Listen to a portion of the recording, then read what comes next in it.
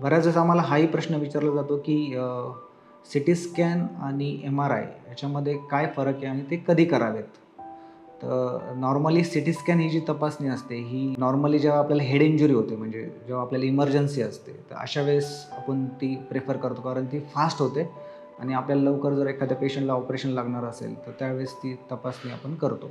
आणि एम-आर-आय ही जी तपासणी असते, ही सी-टी स्कॅनच्या पुढची तपासणी आपण त्याला म्हणतो, जी मोठी तपासणी असते. त्याच्यामध्ये मेंदूतले एकदम बारीकला बारीक जो छोटा भाग असतो किंवा एकदम सूक्ष्म जी तपासणी असते, ती एम-आर-आय नावाची तपासणी असते. त्याच्यामध्ये देखील मग 1 टेस्टला, 1.5 टेस्टला किंवा आता 3 टेस्टला एम-आर-आय बऱ्यापैकी शहरामध्ये अवेलेबल आहेत.